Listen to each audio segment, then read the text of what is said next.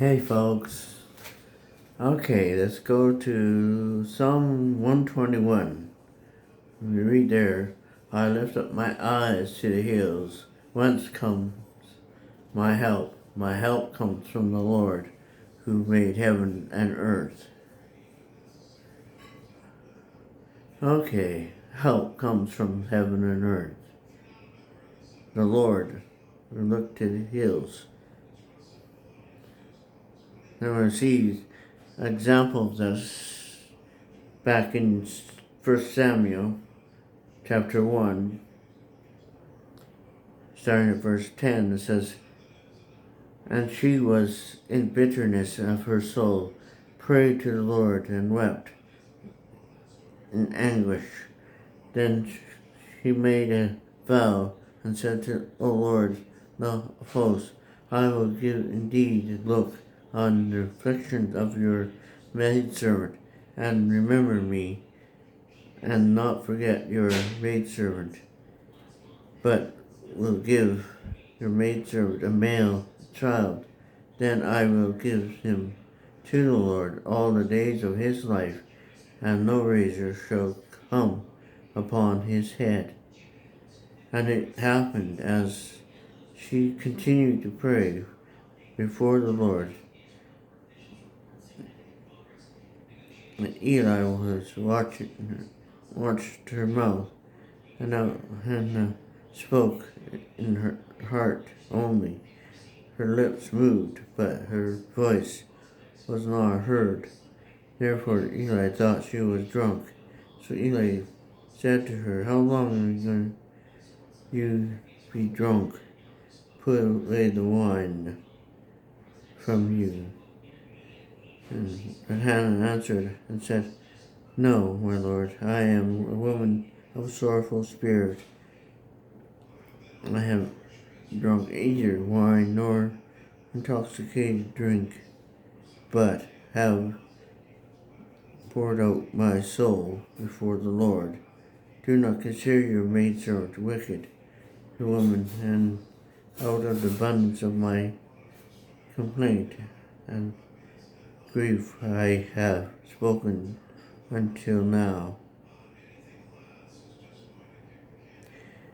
Okay, we'll stop at that point there. Sort of think about it. Here it is. Hannah, the childless. She's ridiculed by others that she is childless.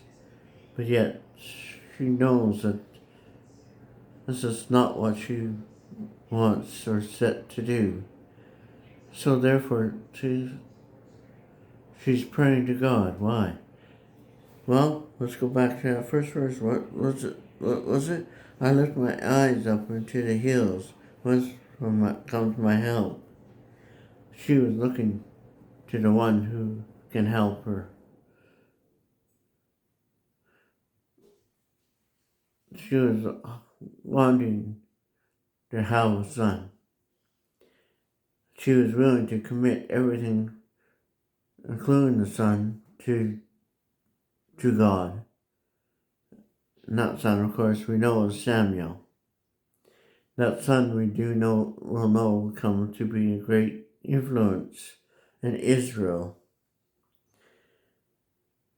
The thing is, we also see that she pours out her heart. Sometimes we don't understand what people are going through. Sometimes we see their anguish. We know that they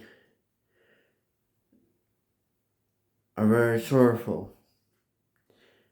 Sometimes we just need to be there to be beside them. But the thing is it's God that they need to have help from, because there's things that we cannot necessarily do. We can say some great words and wonders and so forth, but it's God that can guide, that God that can provide, that God can give an answer to their questions and their anxieties. And that's the thing that sometimes we need to reflect upon in this situation here, is that where does our help come from? It comes from God. We need to look to Him first and foremost for our answers. Sometimes the answers come because God uses a friend or a family member to encourage you, to help you to understand what's going on. But sometimes simply a matter of trusting God will open the right door for you at the right time.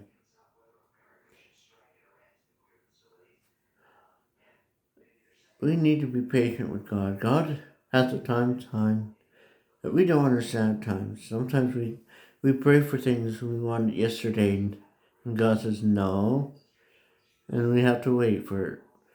We look at situations like Adam and Abraham. We look at situations like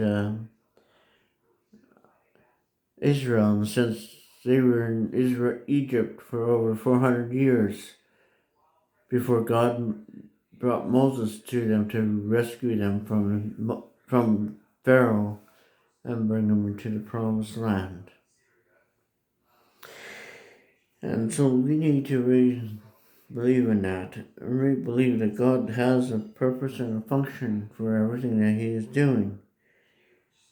Sometimes we need to do that prayer, do that praying and being very intense in it, that, and sincere before God. Because sometimes that's the only way God will answer us, just because if we come with sincere hearts and believing that He really can answer your question, can really fulfill what you have need, that's when you can really experience Him talk to you.